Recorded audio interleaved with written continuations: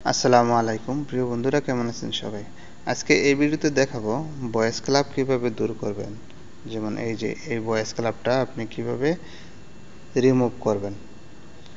এই voice ক্লাবটা remove করার জন্য সংক্ষেপে আমি এই ভিডিওটি দেখানোর চেষ্টা করব। ভয়েস ক্লাবটা রিমুভ করার জন্য প্রথমে আপনি চলে যাবেন এই প্রোফাইল অপশনে।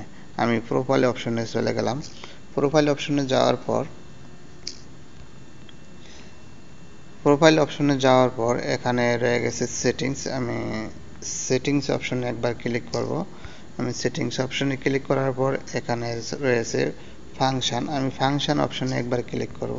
ফাংশন অপশনে ক্লিক করার পর এখানে রয়েছে এই ভয়েস ক্লাব সুইচ অন।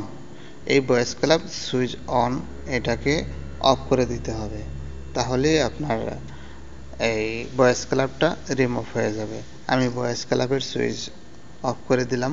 এরপরে কনফার্ম অপশনে একবার ক্লিক করে দিতে হবে। আমি কনফার্ম অপশনে একবার ক্লিক করে দিলাম। আমাকে নিয়ে যাবে মেইন সুইচ, মানে মেইন পেজে, হোম পেজে নিয়ে যাবে এমোর। এখানে কিন্তু এখন আর ভয়েস ক্লাবটা এখানে নেই। এখানে একটা ভয়েস ক্লাব অপশন ছিল, সেই অপশনটাও নেই। আর এখানে কিন্তু রয়েছিল তিনটা অপশন ভয়েস ক্লাব, এখানেও কিন্তু নেই। তো ভয়েস ক্লাব তো আমি রিমুভ করলাম। এখন রয়েছে এখানে আরও কিন্তু দুইটা অপশন রয়েছে, সেগুলো কিন্তু রিমুভ করতে হবে।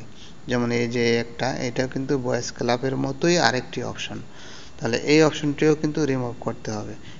আপনার এটা রিমুভ করার জন্য প্রথমে আপনার যে কাজটা করতে হবে সেটা হচ্ছে এখানে ক্লিক করে ধরে রাখতে হবে।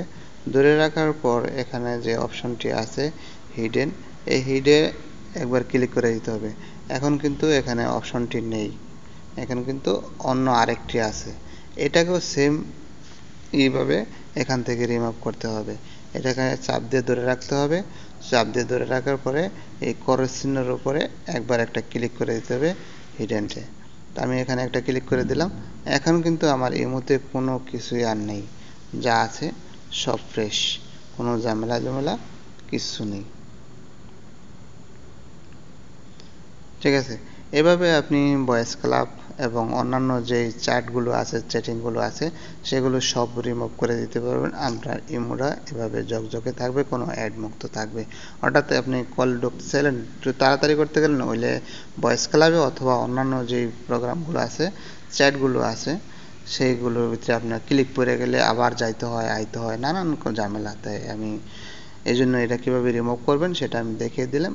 তো যদি ভিডিওটি দেখে আপনার উপকার আসে তো অবশ্যই ভিডিওতে একটা লাইক দিয়ে শেয়ার করবেন। এরকম নতুন ভিডিও পেতে চ্যানেলটি সাবস্ক্রাইব করবেন, দিবেন। ধন্যবাদ ভিডিওটি শেষ পর্যন্ত দেখার জন্য।